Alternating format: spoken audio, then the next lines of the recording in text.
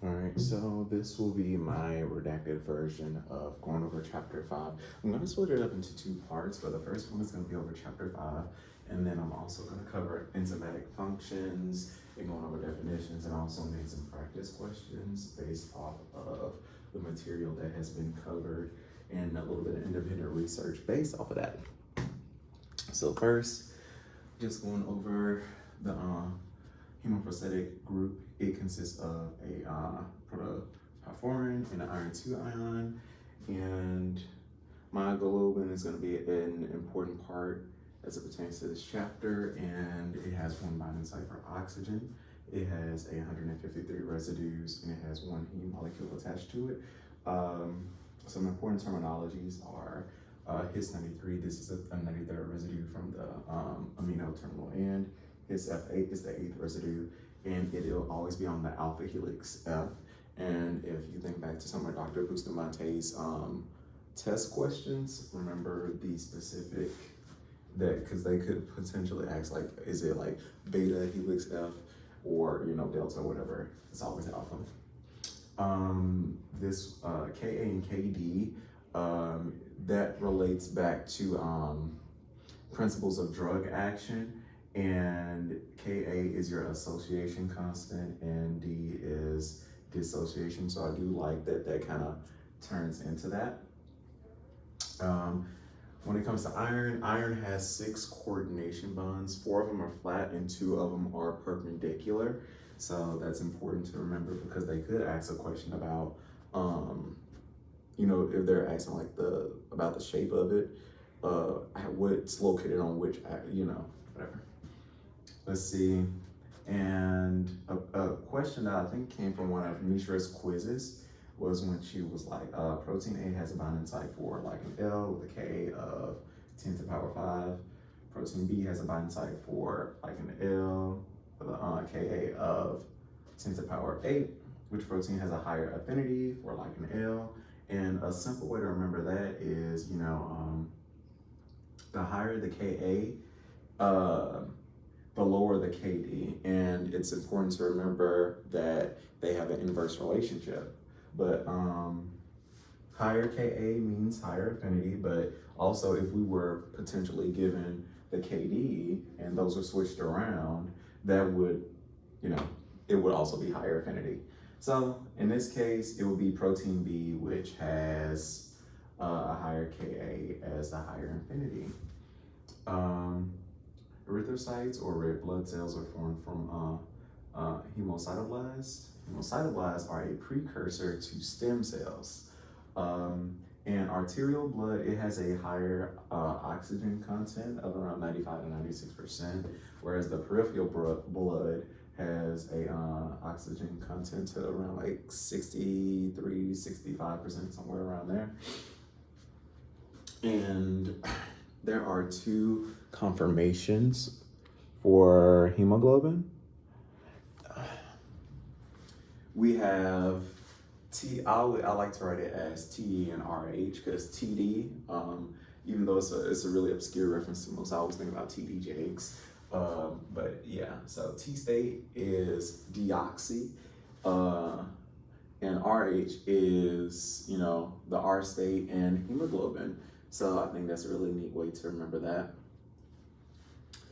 And there are differences between, you know, the T state and R state. So T state, it is oxygen deprived comparatively.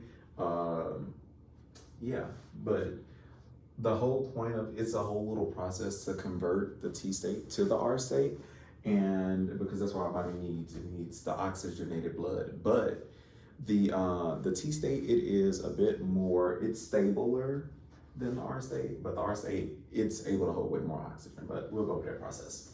So the first step of the process is, you know, the oxygen, it's able to bind to the, in the T state,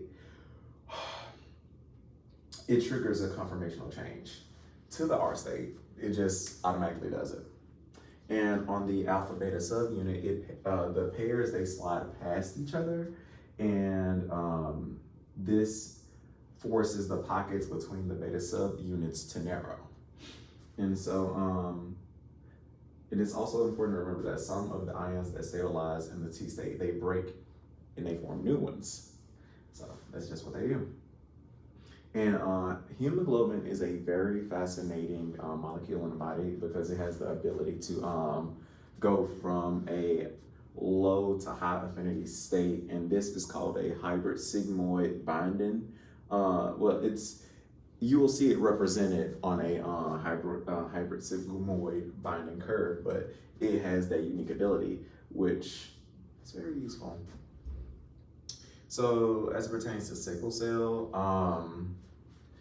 it is a homozygous single amino acid like substitution. So the important term to remember for this will be GLU6 to Val6, and this produces a hydrophobic patch.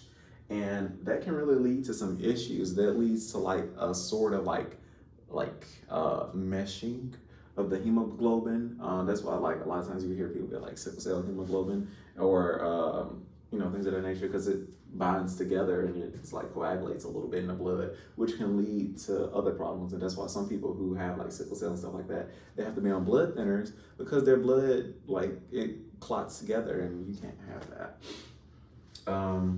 But with normal hemoglobin, it remains soluble upon deoxygenation.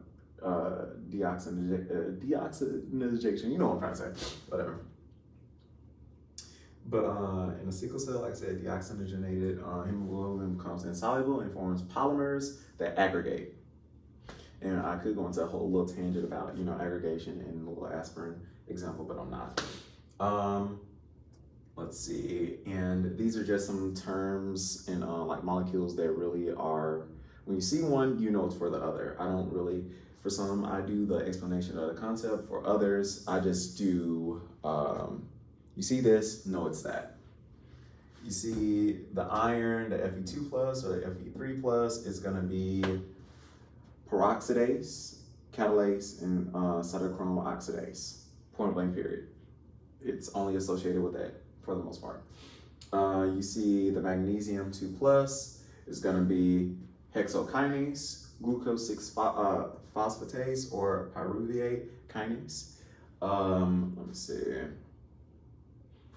A cofactor that is part of the skeletal system. Like, that's so weird. It's collagen.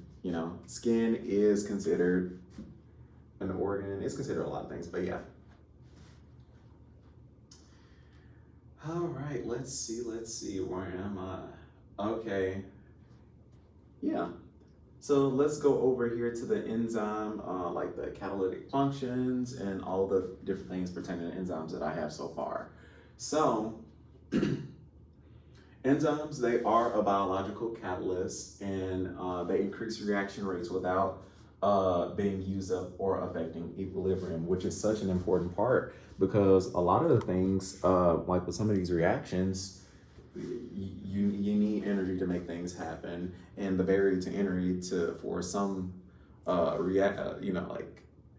actions to actually happen is just too much for the body. So enzymes are really a lifesaver, quite literally. So some typical cofactors that I saw in the notes that Mishra gave were Fe, Mg, Zn. All of them had 2 plus signs. Let's see, a holoenzyme is an enzyme with a cofactor. Apoenzyme is an enzyme without the cofactor. And their cofactors, they can be tightly bound, which in that case, they would be called a prosthetic group, but then they also can just be themselves. So that's good for cofactors, I guess. Let's see, and a question that I came up with was, do enzymes affect, just free energy, which will present itself as the little delta G symbol? No, but they do increase reaction rates. Let's see. Some other terms, uncatalyzed bimolecular reactions. What are those? Well, first, I get understanding concepts, but also understanding words. Bimolecular, that automatically lets me know there is something and it has 2 of them in there, And so in this one, it has two free reactants that have a single restricted transition state. And then we have uncatalyzed unimolecular reactions, and these, involve one reactant, but they have a flexible reactant with a rigid transition state. So 2-1, very easy to remember that. I like that. And so some ways that it can be presented on the test, low-hanging fruit, as Dr. Bustamante would say, true or false, bimolecular or unimolecular reactions are energetically unfavorable. True. A study tip for me, I don't write the questions as questions most times, I write them as statements. So like if you ever second guess yourself, you can look on the test and cross-reference it and then be like, you know what, that's that, because I remember studying it like that. So there's just a small study tip that I would suggest. Another hypothetical one I came up with, in catalyzed reactions, the energy is paid during binding, which this is true, which I found that to be, it was a little bit confusing until I did some supplemental reading on it. And there are different plotting charts, and I'm not sure on whether she's going to provide graphs for them. So I would look into that. But a simple way that I looked at it, I remember it is nonlinear.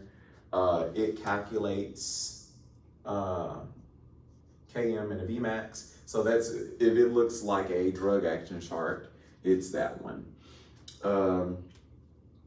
And the linearized double reciprocal plot, that's not a chart or concept that we will be exploring, that we haven't explored thus far in drug action.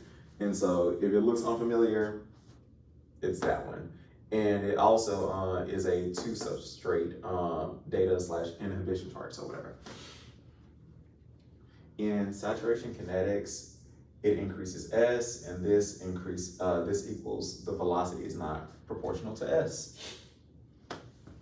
Okay, I'm trying to make sure I get all of the not counseling points, all of the information and verbiage over here. Kinetics is the study of the rate at which components react, and the enzymatic reaction is affected by ESET. That's the little thing I came up with, which is the enzyme, substrate, effectors, and temp. So set the scene, set up, whatever you want to do, however you want to remember it, that's how I do. So yeah. All right. And now we're going to go over here to the second part, which is just, wrapping up a few other little things about the catalytic enzymes and things like that. So some more hypothetical true and false things. The enzyme active sites are complementary to the transition state of the reaction. This is true. So another true and false, enzyme binds, enzyme binding transition states better than substrates. That is true. All right, let me see.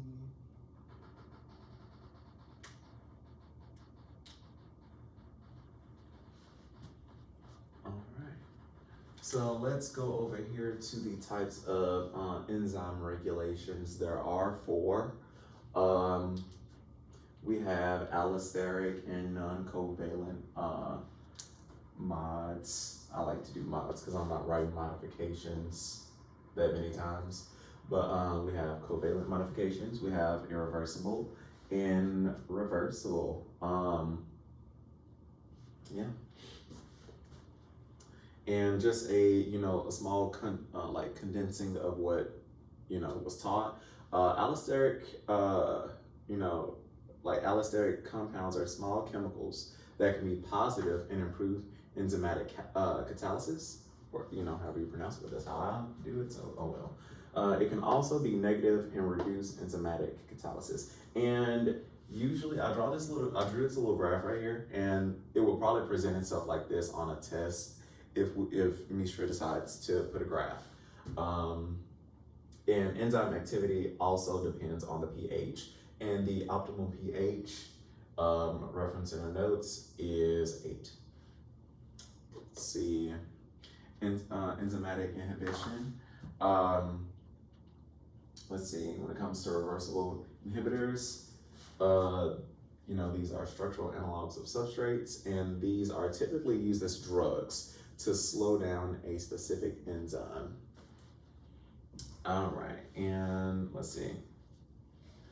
And this is just the mechanism for, let's see, chymotrypsin.